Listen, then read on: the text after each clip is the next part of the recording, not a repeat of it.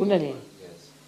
See, sickness comes to you, as I told you, through our centers getting exhausted. As this is one center, all right, on the left side, left sympathetic, the right sympathetic. And they join together, this is the center now.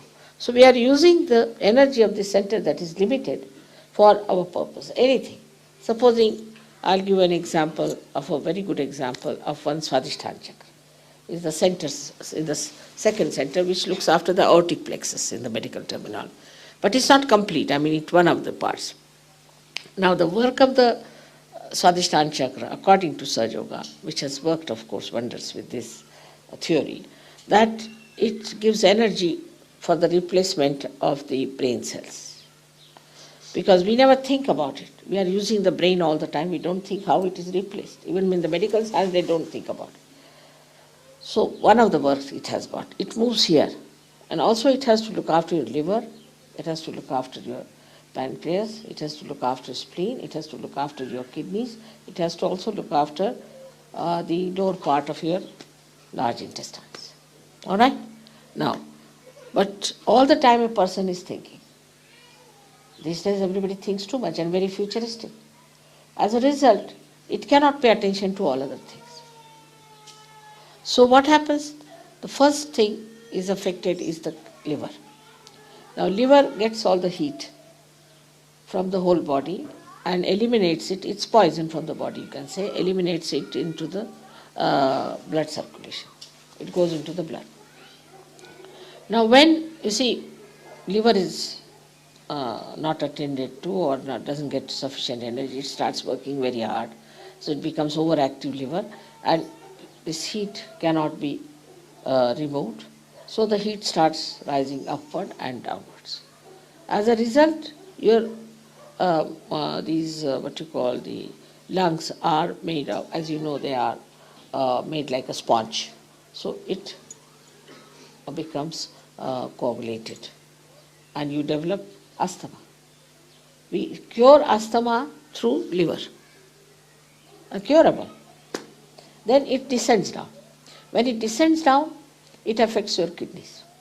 By that you get high blood pressure. Also, the another thing you get is constipation. Then your pancreas is neglected. When pancreas is neglected, you get diabetes. Only the people who are thinking, sitting, planning for future get diabetes, never a villager. In India, if we go to a village, they'll say you have to put sugar as much that the spoon must stand at right angles. They take so much sugar. Nobody gets diabetes because they earn in the morning, nicely go home and sleep off. We think and think and think of the future. So the neglect of the pancreas gives you diabetes. Now we have many people who have cured of diabetes also. Then the third one is the worst, is the spleen. That the spleen is like a, we say rhythm, keeps the rhythm. It's a speedometer in us. And supposing you are eating the food and suddenly you have to run, then you get a pain because it has to produce red blood corpuscles. But if you are always in an emergency in modern times as you are, first of all you read the newspaper, you are under shock. Because newspaper must shock you. So then another shock, then another shock. Then in the traffic you get a shock. So this poor spleen doesn't know how to behave in this crazy world.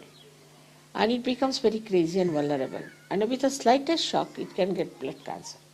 I must tell you that we have cured really blood cancer patients. Absolutely cured, completely cured, without any medicine or anything. Absolutely cured. We have certificates and everything about them. And surprisingly, all of them were architects. This is one. Then another thing, as I told you, it affects the kidneys and it affects also the lower intestines. So only one center, if you use it too much for one purpose, can give you all these troubles. And ultimately the heat might rise to your heart and you might have a massive heart attack. Especially if young people, if they are drinking too much, if they are playing tennis or of a very, any game which is like football or tennis, drinking too much and thinking too much, they might get a massive heart attack. and die very young, at a very young age, and it's absolutely fatal. If you get this attack at a young age, it's fatal. You cannot save them. The other way around, if you have inactive organs also, you can have inactive, also due to that also you get troubles. So when you treat somebody on its roots, it's very easy to solve the problem. See, supposing you have to treat a tree and you start treating all the leaves, it's very difficult. But if you can go to the roots, it's so easy. Simple.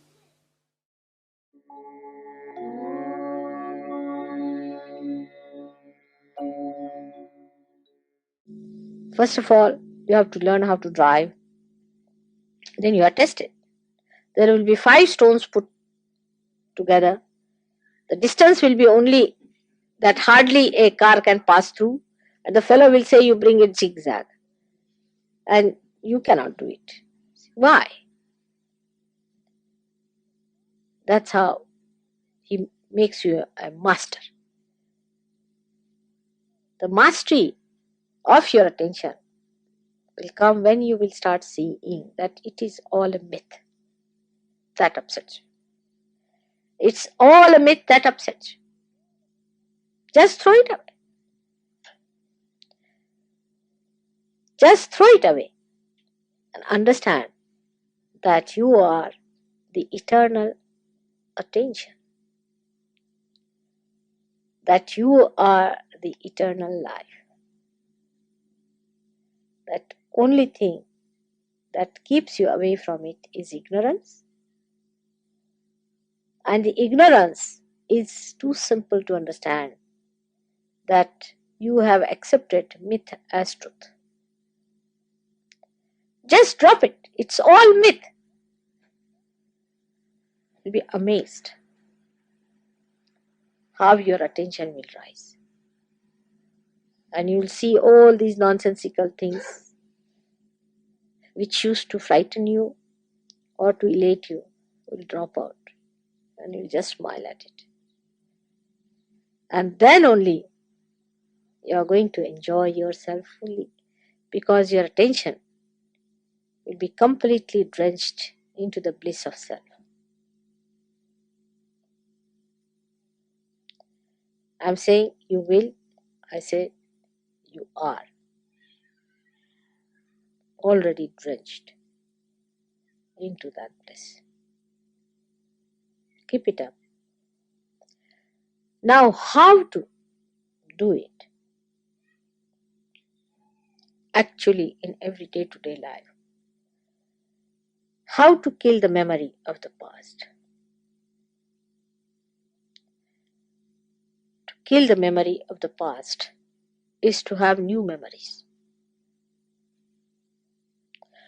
You must remember when you got your first realization. Always think of it. Whenever any such memory comes to you, you try to think how you got your realization. Any memory that is troublesome or even so-called elating, you just try to remember how realization has come to you. When you feel aggressive about something or angry something, just try to remember how you felt the joy of surrendering. Just think of that joy of surrendering, of dissolving yourself. So the new memories must be built up. If you start building up new memories, then you will start collecting moments to establish other moments which have such memories. Like a memory when you try to help somebody. You raise the kundalini of someone. Now the problem would be when you will be raising the kundalini of others, you will be in thoughtless awareness. There won't be any thought. And thought is the only thing which impresses. But that time you can record the joy of raising the kundalini. if you could record the joy of raising the Kundalini of others, you will feel a new wealth of these beautiful moments will be accumulated. And all those moments which were giving you confusion or fear or so-called unhappiness and happiness will drop. And pure joy